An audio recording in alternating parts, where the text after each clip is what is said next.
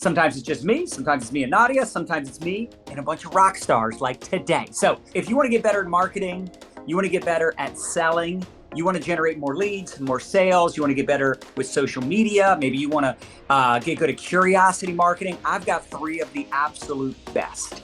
They all have a different perspective, a different style, different backgrounds, and they're all having success. They're all crushing it. They're building a customer base, generating leads, generating sales, and they're very consistent. So how many of us want to build up our confidence, our belief in ourselves? We want to get better at marketing. We want to get better at prospecting and feeling good when we show up on social media.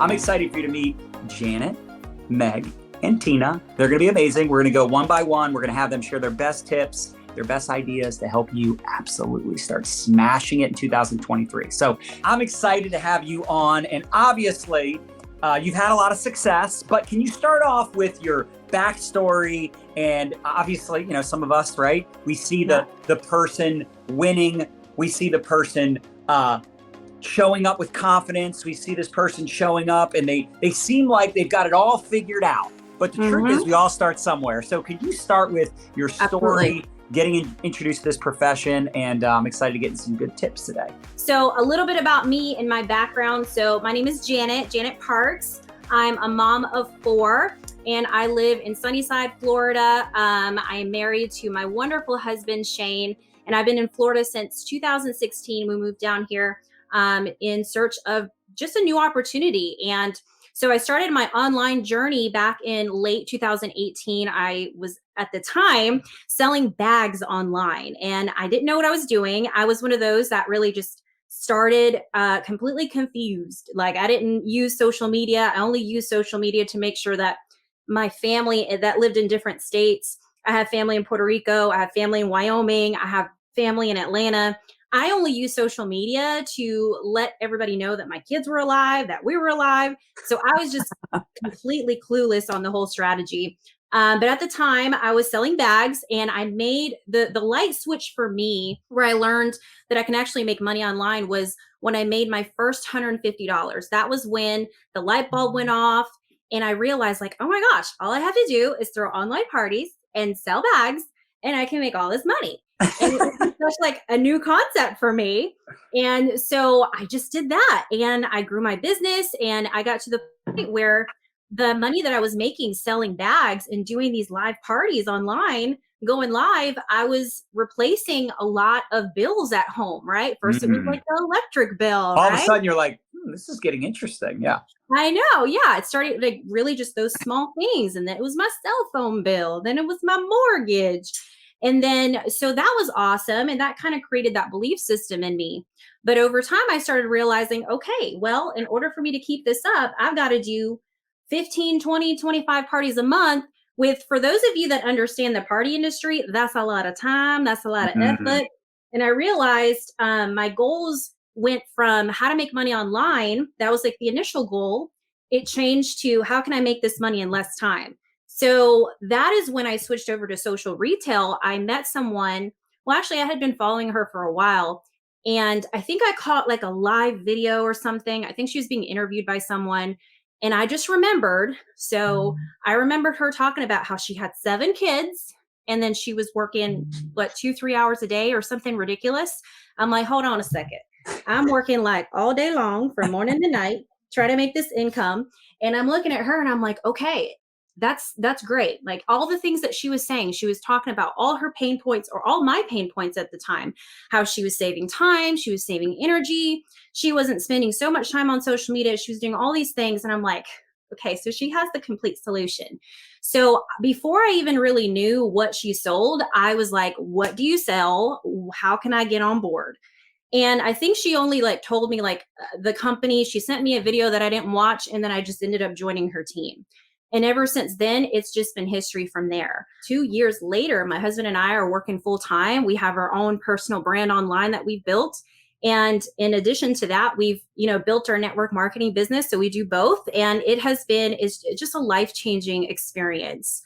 Definitely not something that we expected. It was just this thing that, once we figured it out, we just went through that trial and error and that self-discovery mode, and we just went with it. How did you build up the confidence to like show up and, do it with such clarity? Because obviously now you've got the brand figured out. Like you said, you went through that discovery phase. Can you talk a little bit about that? Because I know that's where so many people get stuck there, right? They get stuck with the, I don't know what to talk about. I don't know what to say. Like, who am I? They got the imposter syndrome. Absolutely. I mean, I think that imposter syndrome in some way, shape, or form doesn't all the way go away. I think we also kind of struggle with that. It doesn't matter how long you're doing it. Yep. I think for me personally, I'm an introvert. Holla at all my introverts up in here. But if you're an introvert, comment below, let me know. So that was a big struggle. Like just going on video and just putting myself out there. I remember my first live video at a party. I didn't even look at the camera. I think I was doing this the whole time.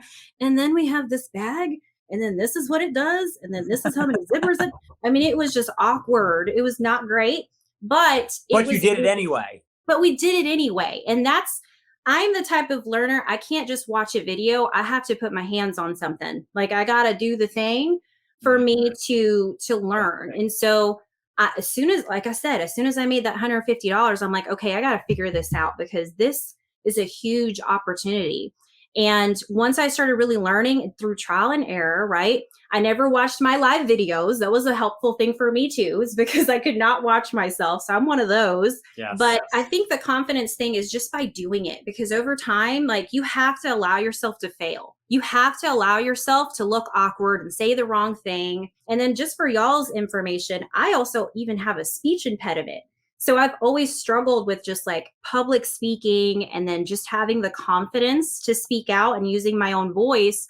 So it's always been a struggle for me, but it's just like, I don't want to let those personal challenges overcome me. So I would much rather do the thing and then have it come out super awkward and not great, because end of the day, your goal is to relate to people, right? Yep. Like I know this is about social selling and that's what it is in the end, but end of the day, your goal is you want to create those connections and people need to relate to you. In order for you to create those connections, you got to be able to relate to people, and people respond really well with real human beings. So I think that's kind of the big deal for me is this over time, I've also learned that with the people that I have spoken to that respond to my stories, comment on my lives, they thank me for just being myself, right? Mm-hmm. We have these conversations just like, oh, you make me feel like I can do it. And that's why like personal branding, I believe, whether it's like, your coach, if you have a coaching business, or if you have, if you're network marketing or party based, creating your authentic brand and just you, right? Branding yourself is so important,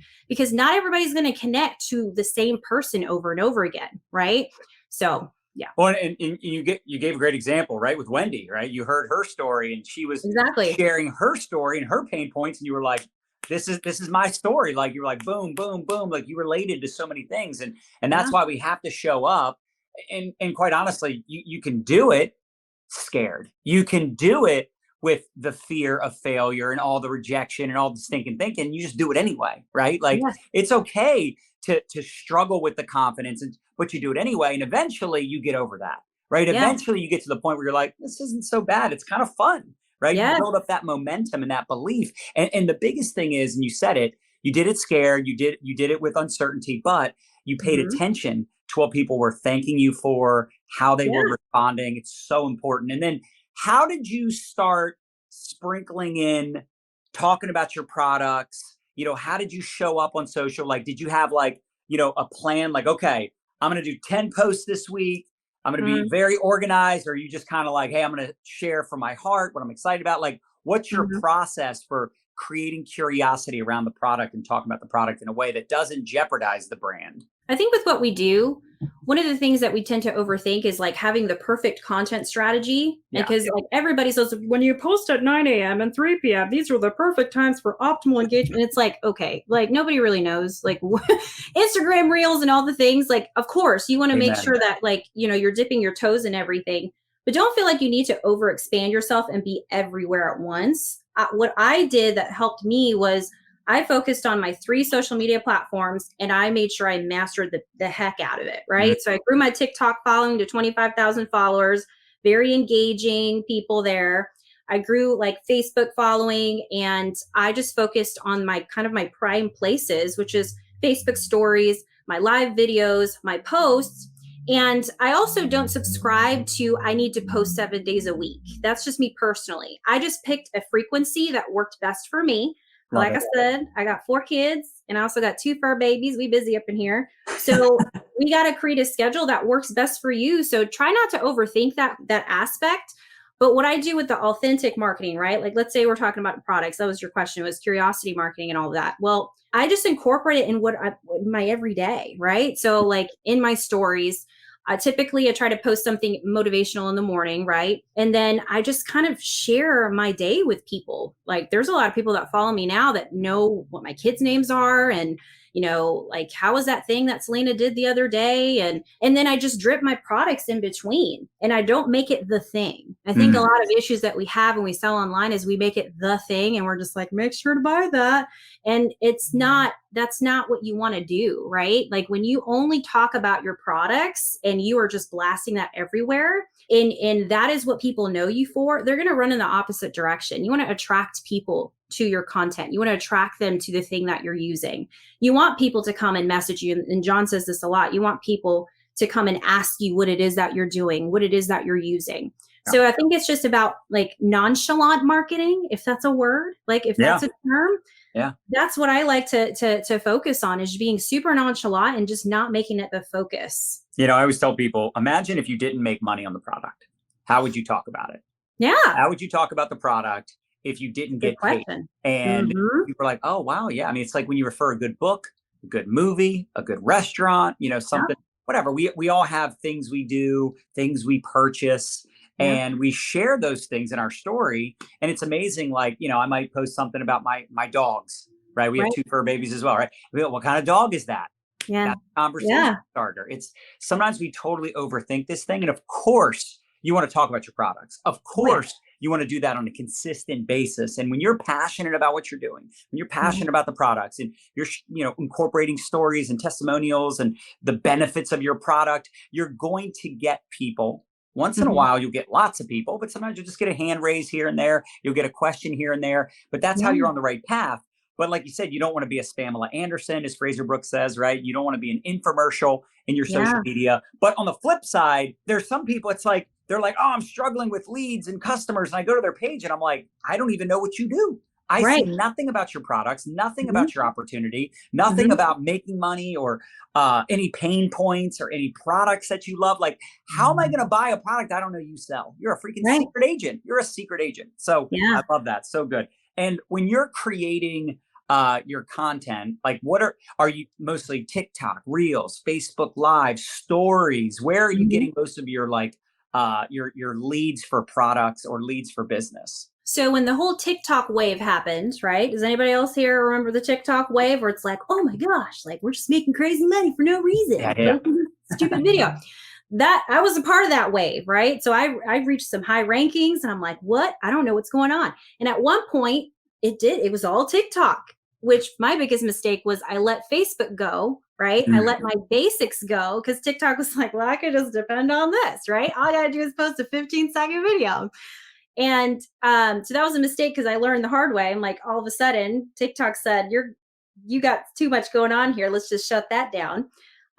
There's still good engagement there, not as much sales. I still get leads. People are filling out my Google forms. Nice. There's some of that, which is still good. There's just not a lot of those impulse buys like it used to be, right? So a lot of my engagement now really comes from stories, right? So stories is really kind of my prime area where people can really follow your journey. They can watch what you're doing. They can tune into you. They start remembering things when you become repetitive, right? So a good strategy is to repurpose your content also, which is great on Instagram because you can literally go into your archive section and repurpose some things in there. It helps people remember you, right? Repetition, there's nothing wrong with repetition. And that's where a lot of my engagement comes and a lot of my organic conversation happen in stories because, the magic happens in Messenger, right? I don't think hope is not an effective strategy. So I don't rely on my reels anymore. However, it does bring new viewers and new comments and just new opportunity to have conversations with people. So, I mean, my prime area would have to be my stories, my Facebook posts, and my Facebook Lives. Those are kind of my three big areas. Tina, I want to bring you up next. And just so y'all know, Tina is another one that is very consistent. She's smashing it on the promoter side of our business. She gets a lot of customers. She has a huge community, and she just is so consistent in her production, in her performance, how she shows up every day. She's got a lot of knowledge. It really is an exciting thing when you do right by people and you show up without that commission breath. And Tina, I'm so excited for you to share everything with people, but I love when you talked about that on that call we did, where you're like, look, I got people in my Facebook group and they've never bought anything, but they can't say that they don't get a ton of value from our community. And hopefully one day they will become a customer and they'll try some products. But even if they don't, we don't have an addiction to that. We have no addiction to what people buy and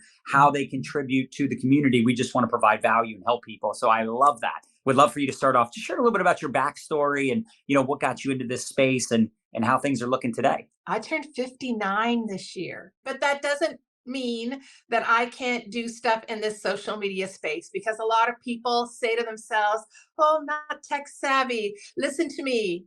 I went to the University of Google. I figured it out, right? Because I wanted it. So just to give you a little bit of a backstory, I actually started in network marketing, traditional network marketing in 2016.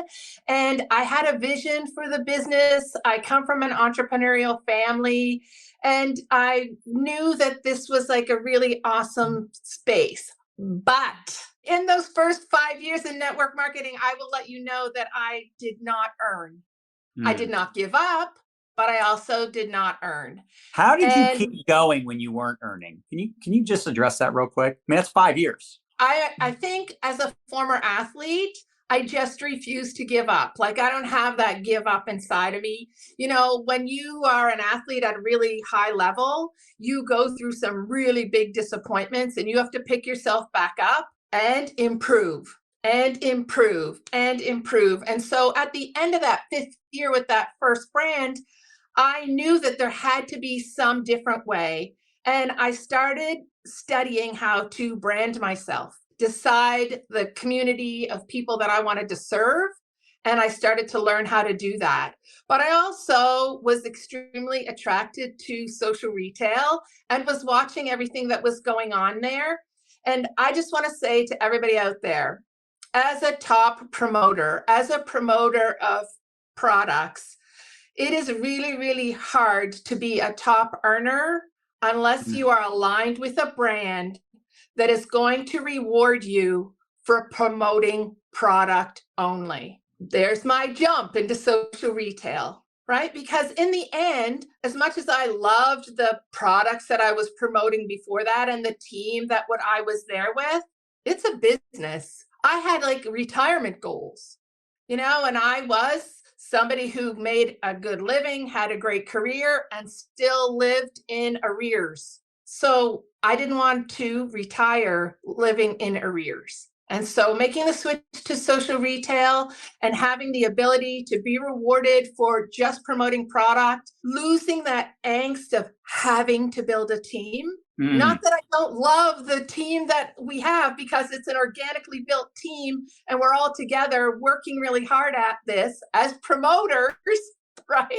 But having that angst of you've got to build a team in order to be successful, it was just too overwhelming after the end of 5 years. So I would love to point, can I point that out for a second too? The whole like obligation or the push for people to have to build a team is a big reason, because we have a lot of people on here from various companies, right? And I think it's important to point out that it is a lot easier to teach someone to sell a product. It is a lot easier to acquire customers. And look, let's be honest, if someone can't even get a customer, they're probably not going to have a lot of success building a team. So I think sometimes we push the team building agenda on people so hard that it turns off really good people and they feel like a failure. And then you say, you know what? Let me shift my strategy. Now, of course, you did partner up with a different company, but at the end of the day, you were still doing the same things, talking to people, having conversations, working on yourself, but you started to take that shift, that pivot into the product conversation and exploded. And like you said, you still are building a team, but you're doing it more organically versus it being like, cold message 10 people a day to see if they're open to making money. It's just ineffective in 2023. There are a number of things I did after I moved over to social retail. Number one, it was really nice to go to somewhere that had systems in place so that in that first 24 hours, I was already looking in the training in guide one, and it was all there for me. Like before the product landed on my door, I had a plan. I knew what I was doing. Love right. that. And I think that was super duper important too. So once that happened and I realized the amazing privilege I had in my hands of joining that social retail opportunity, I just went with it. And I decided I was going to be 100% consistent. And I will say to anybody out there, and I will let you know, I put my foot on the gas on December 6th, 2020, and I have not taken my foot off the gas, right? And that I made that decision to build this business. And so now I want to be as consistent as possible. I will let everybody know I am a student of the game of social media, and 2023, mark my words, everybody, is the year of authenticity. I want you guys all to know that no matter what company you're in, it's the year of authenticity. And when you think about authenticity, this is what I want you to think about. To me, it means whatever you're selling, you better be using, right? Number one. Number two, it doesn't matter what space you're in. For me, it's health and wellness. I am going to be as healthy and as well as I can be, which means being my very best self. If I'm selling products or promoting products that have to do with health and wellness, then I better be healthy and well, showing up as my very best self. So what does that mean? Self-care in the form of nutrition, getting some exercise, getting my sleep, all of those things, drinking the water. It's all important. It's so important. You're selling yourself, right? That's what we're doing out here in social media, and when I say authenticity and showing up every day and being my healthiest self, that doesn't mean that I'm showing up my hair done. Listen, this gets done once a week, okay? Like my hair done and makeup on. No, I'm showing up as my authentic self. I will take a couple of selfies today because I did wash my hair. It's a good day to take some selfies, but I still show up in my social media every day, hair up, no makeup on, but always my best self inside my heart, right? Show up as your best self. In my social media, what I choose to do is the pillars that we always talk about. We talk about educating, right? We talk about inspiring, and we talk about entertaining. And so if I'm educating, I'm not saying I have to be the expert. You are one Google search away from knowing more than the next person.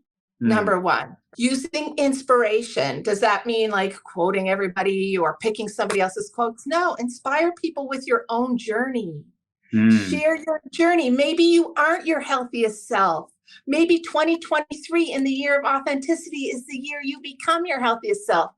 Document everything. Share your journey. That will inspire so many other people. And then lastly, entertain, right? Don't be afraid to be yourself and have fun. And that's a great way of entertaining others, show them the true you.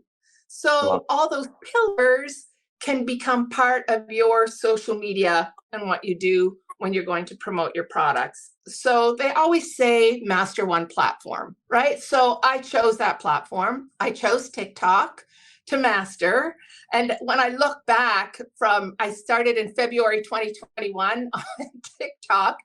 When I look back at some of those videos, I was like, ooh, boy, like you really come a long way. But I follow content creators, and content creators tell you trending sounds or how to put your words on the screen and all. And I'm constantly following them, and then I just go and implement sort of thing. So my TikToks have improved. I will say I have a following of 133,000 people on TikTok. And I do choose mostly to educate inside of TikTok. And then I use TikTok and repurpose. And when I say repurpose, I use an app called TickSave to take the watermark off.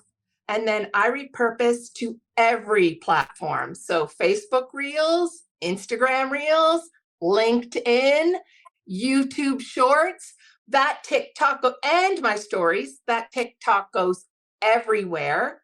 And I don't concern myself with maybe only 100 people saw my reel in Facebook. That's 100 people that I don't know. So if 50 people see something in LinkedIn, that's 50 people I don't know, right? So I repurpose everywhere. And like Janet said, I like to show a little bit of my life and what goes on and that sort of thing as well. Last but certainly not least, we've got Meg into his house. So Meg, you've been totally smashing it now for a couple years. Top performer, always out there, leading by example, one of the most positive, hardworking people within the entire world, within our company, and excited to have you on, sharing your best strategies for social selling, marketing, crushing it. So first of all, I want you to start off with your amazing story, because you have like such an awesome story, and I think it's going to inspire a lot of people. And of course, seeing what you've created over the last couple of years, it's mind-boggling. So let's get into it. I'm excited to have you here. I appreciate that. I really appreciate that. And I think it is important to know the background of where people came from, because you can see people now and you're like, oh, well, good for you. So this whole network marketing thing, social selling, whatever you want to call it, it honestly fell into my lap. I was going to school to be a teacher, and I was almost done actually. And the 3.5 year I was in school, I ended up dropping out because I had partied too much. I was spending all of my money, like going, to parties and doing stuff like that, that I was like, okay, I'm going to take a break. And that break ended up turning into like a year worth long of me just working all the time, kind of just like figuring out what I wanted to do, but with no plan. I was working from 4:30 a.m. in the morning till like 7 o'clock at night, but I still was barely getting by. Now, let me also remind you too, my health was really bad.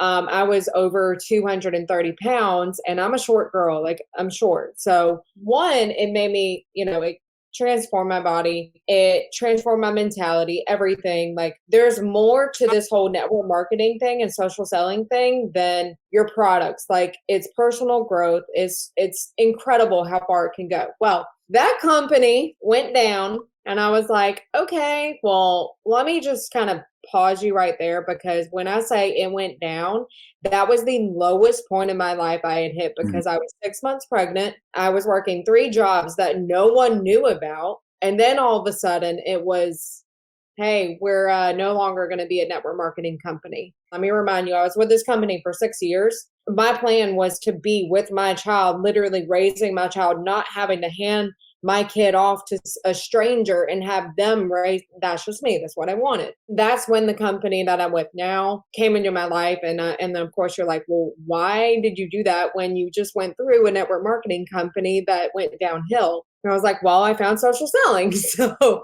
this was completely different than an MLM. And I had MLM PTSD. So and fast forward, I've been doing this with this company for about 3.5 years. This has given me more than I have ever imagined. And I'm not going to make income claims, but it has paid for my wedding. It has given me the time freedom that I have with my kid. And within 2.5, 3 months, I was making the income that I had worked for with the prior company in 3 years. But let me remind you, 3 jobs, 6 months pregnant. Like that says a lot. And when it comes to boils down to like time and how busy you are and everything. So it's such a common objection too, right? People do that a lot. They're like, I'm so busy, I got so much going on. Yeah. It's like, welcome to the club. Like everyone's busy. You're either busy being busy or busy getting rich and busy building something for your future. Yeah. And I think that's the thing you got to think about. It's like, we all have the same amount of time in a day. What's the difference in Oprah Winfrey or, Bill Gates or whoever, right? Elon Musk, these people, they have the same amount of time we do. It's just making decisions every day, all the time, so that you can eventually put yourself in a situation where you no longer have to have 3 jobs, right? You no longer have to worry and stress about money. That's really what it's about. It's making decisions every single day to show up and do the work so that eventually you put yourself in a situation where you're buying your time back. And that's really what this business can give you. Eventually, you got to put forth the time, but eventually you get to that point where you're like, even if I stop working, I still get paid. It's not the money that's motivational. In the beginning, when you don't have any, it might be, but eventually it doesn't, it's not about the money. That doesn't inspire you. What inspires you is the freedom and how you can make an impact and help other people achieve the same thing. So I love it. And then Meg, for you, obviously 3 jobs, being pregnant, all the things, having a business that went down and you had that MLM PTSD. What did you find you needed to get back on track and get excited again? To me, I didn't really, quote unquote, need anything. What I needed to do was look down at my belly and say, I'm fighting for you.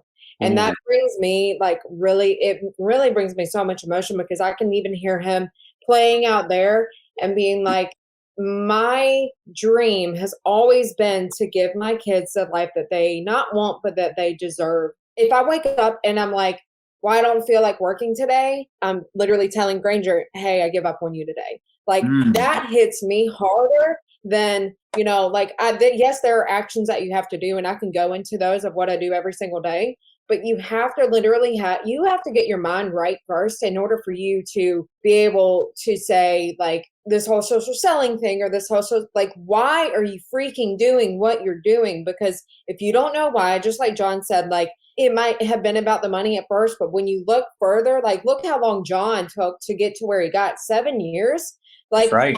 It is powerful. It is powerful. It doesn't happen overnight.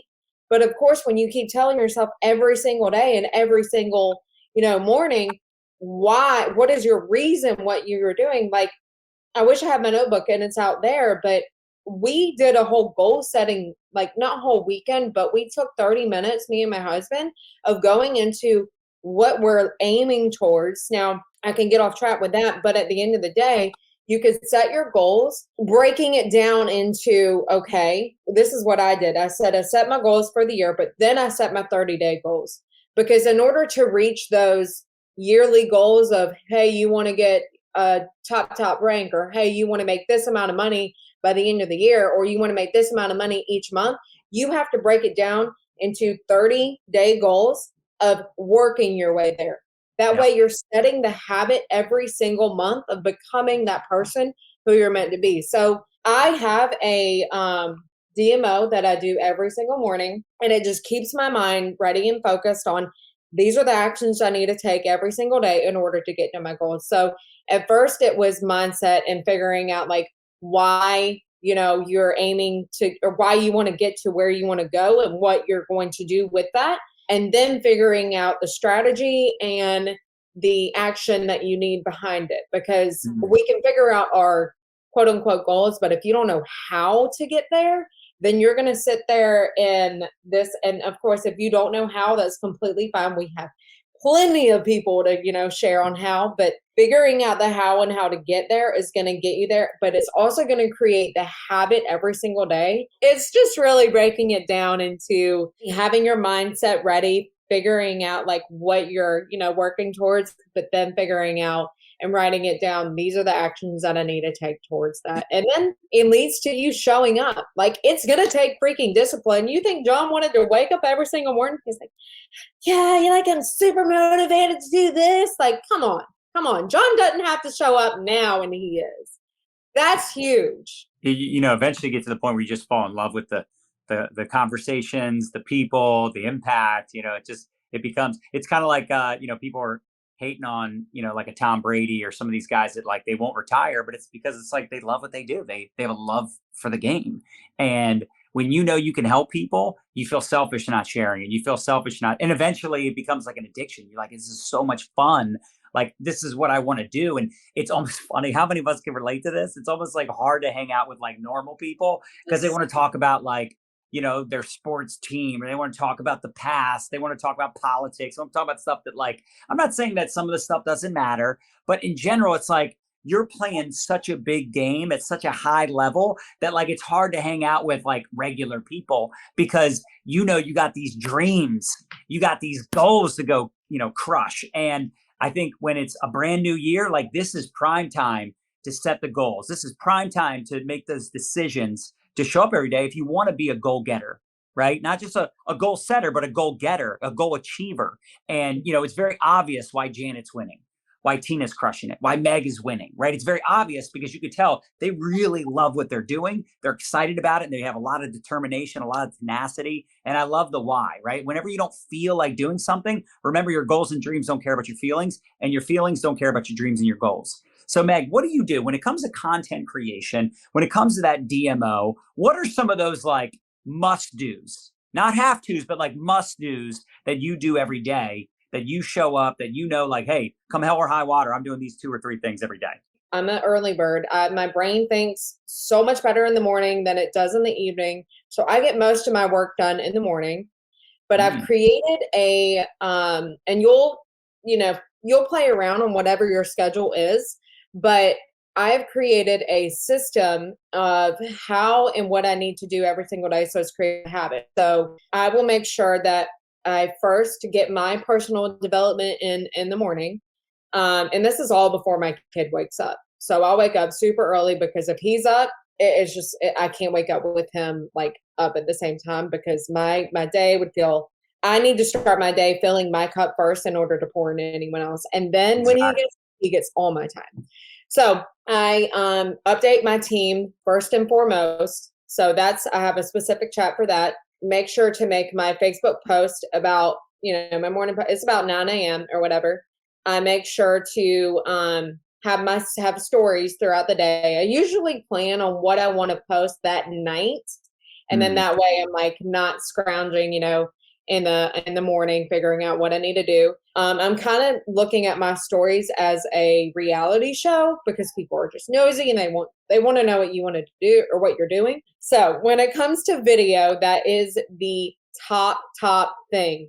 So that's what I'm going to pour my energy in. Now, that doesn't mean I make a video every single day. I'm not a person that has a planned content day. I don't want to plan a whole day for just content, but I'll give you an idea. And this is like a little, I guess, TMI, but whenever I just have like my me time or I'm in the bathroom or I'm like in the car, I'll take 10 minutes, scroll, save videos.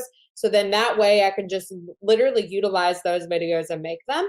You're saving videos that you're thinking, hey, these are trending videos. I'm going to take what they're doing and make it my own. Right. Correct. Yeah, so simple. And it's 10 minutes. Yeah. Yeah. Like if you're scrolling, like put that scroll to use, if that makes sense. Yeah. Why just sit there watching things going, oh, that's funny. Next. Oh, that's so good. Next. Let me watch that 3 times in a row. Next. It's like, no, save those. All those people did. Most of those people are just copying someone else. In fact, a lot of times you see a video that's trending or that went viral, and their video is actually a copy of a video that didn't do as well, but they just made it better. So it really is, that's the beauty. It's like you can literally just go onto your TikTok, go onto your Reels and go, okay, what's doing well? Let me just take these videos that are doing well. Not all of them you're going to repurpose, but you're getting ideas, right? You're modeling what other people are doing. So anyway, I just wanted to point that out. It's such a great habit to create. Yes, and going live. Being smart about it to where it's not like, oh, I've got to go live on here, 3 times today. No, you don't. Getting smart about your content and being like, all right, so you make a video, repurpose it on every single platform. That's so easy. But I will say, out of all the actions that I have been, kind of implementing and talking about, video is the top priority because why? It's being used right now. John will sit there and attest to it. Like he does videos every single day. Going live, that's what one of my resolutions is, to go live, whether it's on Instagram, whether it's on Facebook. I've got 3 different platforms, whether it's TikTok, but being smart and just showing up. Like, I think that's the biggest thing is like, just show up, and no matter where it is, no matter where you are more comfortable in, show up.